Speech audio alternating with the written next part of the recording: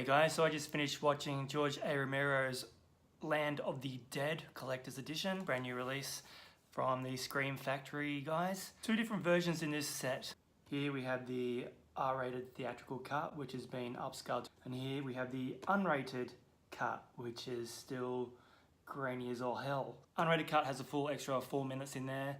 So I did have to make a decision upon choosing which one to watch. I did start with the unrated cut, but it was just kind of so grainy and not really good looking. I decided to try out the theatrical upscale, and that's when I watched this afternoon.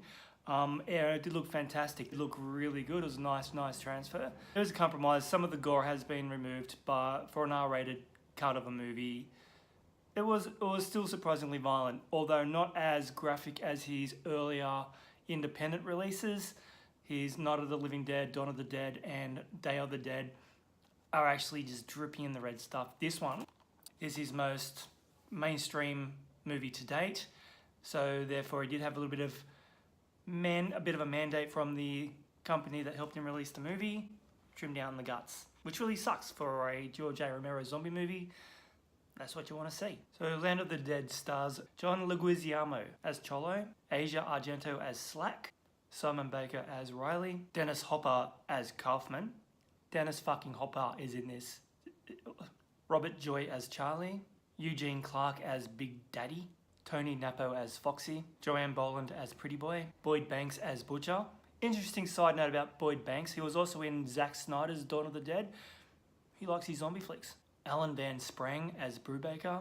Also another side note, he does reoccur in a couple other of George A. Romero's coming zombie flicks, so keep an eye out for him as well. Tom Savini as Machete Zombie, and Simon Pegg with Edgar Wright as a couple of photo zombies. George A. Romero loved Shaun of the Dead so much, he got the boys involved in this one, and that's just a nice little homage and just awesome. So basically the world's gone to hell.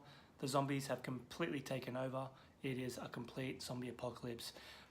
There are some survivors left and are holding up in a city called Fiddler's Green, where they've built up walls around the city. They're surrounded by rivers on 3 sides, so the only way in and out is over bridges, which they have got boarded up most of the time. There is a bit of segregation with Dennis Hopper's character, Kaufman, dividing the people up with the haves and the have-nots. He sequestered himself away in a big building in the middle of the city where only the privileged get to stay. The rest of the survivors have got to fight for themselves and survive in the surrounding areas, living on the streets and just surviving however they can. At least they've got protection from the zombies, but food and water is becoming scarce. Cholo works for Kaufman. He is regularly going out on runs with Riley and the other crew, but he's also doing a little bit of extra work on the side by when they're doing their food runs and getting supplies for the townsfolk. He's getting a little bit extra. He's raiding booze and cigarettes and all that kind of stuff and getting it for Kaufman on the side. Kaufman pays him for his trouble. Cholo thinks that he's saving up enough money that he can actually purchase a place in Fiddler's Green for himself. Kaufman pretty quickly shoots him down and wrecks his ideas that no, he's pretty much not going to be welcome. So therefore, Cholo is kind of pissed. So Riley and his deformed mate Charlie don't really like the way Cholo is operating. It's his last run out and he doesn't want any fuck-ups. And unfortunately, because Cholo doesn't do the right thing, one of the young guys is bitten by a zombie and Cholo quickly puts him down. That's what I love about this kind of series though, is in the Romero zombieverse, it's not necessarily a zombie virus, it's basically not really explained. When there's no more room in hell, the dead shall walk the earth. There's no explanation as to why the zombies are walking. There's no reason why. If you get bit by a zombie, yeah, you're gonna die. But regardless if you get bit by a zombie or not, you die, you come back. Getting bit by a zombie just speeds the process up. So I really love that in this world, there's no explanation, it's just happening. So Riley and Charlie are gonna leave. Riley has organised for a car to be repaired and he's purchased it and he's gonna go and leave as soon as possible. But unfortunately, Chihuahua, played by Phil Fondacaro, is the little fat man who has a little swindling business on the side, has, on Kaufman's instruction, gotten rid of the car. Kaufman doesn't want Riley leaving town anytime soon. When Riley goes to confront Chihuahua in a seedy den where there is alcohol, prostitutes and cage fighting, where they throw in Asia Argento's character, Slack, into a pit with 2 zombies so that the crowd could bet on it to see who wins. He kind of takes matters into his own hands, shoots the zombies, thus causing chaos. The little fat man does not like this, so Charlie gets little fat man Chihuahua and shoots him dead. Kaufman suddenly has the guys arrested because, you know, you're running amok, can't just go shooting people, guys. So the movie actually opened up on a character called Big Daddy, a zombie who's working as a gas pump engineer in a previous life. He is the first zombie that we've seen so far, apart from Bub in the previous one, who's showing signs of intelligence. So when Riley and the crew in the big fortified truck called Dead Reckoning go on their supply runs, they shoot fireworks into the sky, skyflowers, to distract the zombies so that they can go about the business, getting as much stuff from the stores and the shops and the houses as they can with as little conflict as possible. Big Daddy's the first one to kind of take notice that this is a distraction, and he kind of tries to get the other zombies who are peering up into the sky to take notice of what is happening around them. He's also the one that gets the other zombies to start using weapons. The whole intelligence angle, though interesting, isn't really explained too much in this one. It's like a natural evolution of all things, but with a zombie, they're kind of like in a constant state of decay. Their brain is deteriorating, so for them to start learning, I don't really know how that works. I'll go with it in this film because I really, really enjoy it, but it is a question. So Big Daddy watches Dead Reckoning go back to the city and decides he's going to follow them back, and he gets his horde of zombies to follow him. Riley gets back into the city, and Cello has his little dialogue with Kaufman and realizing that he's been totally screwed over. He's now agitated and he wants some retribution. The zombies eventually get to the town, get to Fiddler's Green and bust in through using their weapons. They get in through some of the walls that are built up by the people.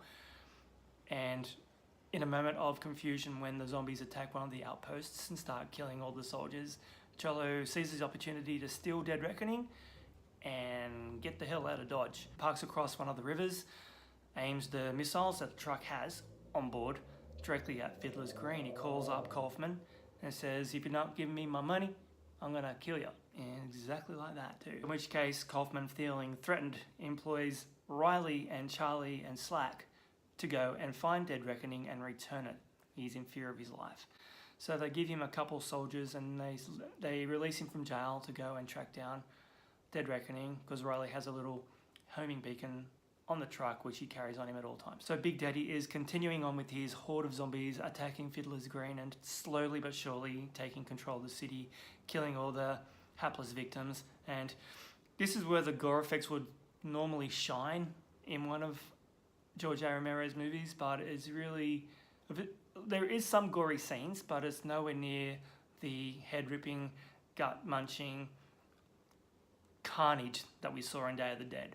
Riley tracks down Dead Reckoning, takes command of it again after a little altercation with Cholo. Sends Cholo on his way. Cholo is promptly bitten by a zombie on his way back to the city. He changes into a zombie on his way back to get retribution on Kaufman. Big Daddy also wants retribution on Kaufman too, for some reason. But he shows some intelligence by attacking Kaufman in a car while he's trying to escape. Uses a petrol pump to pierce through the windscreen and start to fill the car with petroleum. It's strange. But anyway, that's the basic plot of the movie. It was essentially going to be, this was essentially the script that George A. Romero had in mind for Day of the Dead.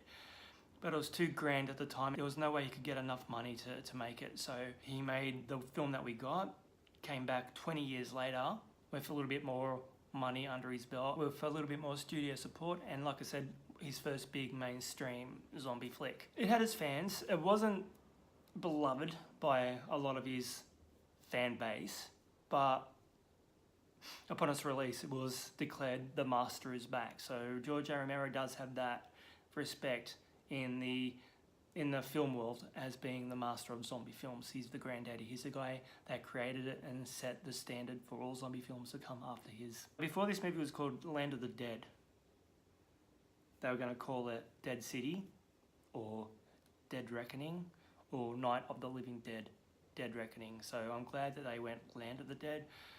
Kind of pretty much describes it perfectly. The world is overrun with zombies. The movie actually starts with a really nice title sequence where it shows basically the state of decay of the world and of the humans turning into these horrible mindless beasts. And it was all like black and white. It even had the old black and white Universal logo with the biplane flying around it in black and white too, which is really nice. With this being such a high-tech version of George A. Romero zombie flick, he did dive into a little bit of CGI work in this one. You can see it. It doesn't take away from the practical effects. They still use that, but not to a degree that would be comfortable with.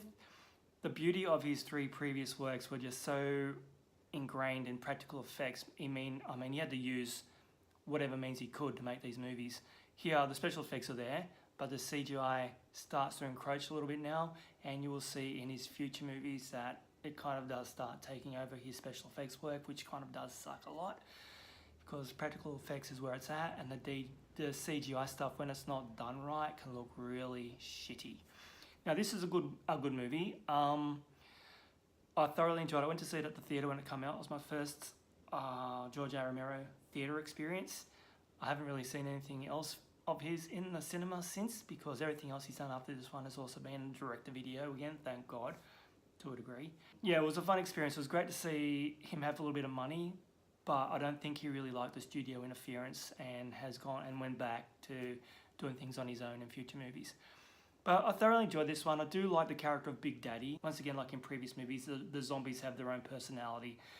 You got one of the zombies who was a butcher, Big Daddy, who's a station attendant, as a nurse, cheerleader, random other people who have identities, and seeing them actually break into the city and just start using weapons and not just relying on their teeth was an interesting concept. I much prefer the zombies to be just mindless, rambling creatures who, on their own, possibly not so threatening. It's when they get en masse, when you're surrounded, that's when you're fucked. So having the zombies progress mentally to the point where they can start using weapons again and communicating with each other doesn't sit really well with me as a purist for zombie flicks, but hey, I went with it. I enjoyed this movie. For me, the original trilogy is still my favourite. This was a nice little sidetrack, and we're going to see from here on out it's downhill pretty rapidly. So anyway, guys, that's my review of George A. Romero's Land of the Dead Collector's Edition. Fantastic flick, really enjoyed it. If you want to add it to your collection, then the Collector's Edition is a nice little bonus to have. It does scrub up pretty nicely in the 2K restoration, but I do wish they had done the restoration on the uncut version as well, because that is the better cut in my eyes. So guys, thanks for watching, and I'll catch you in the next video.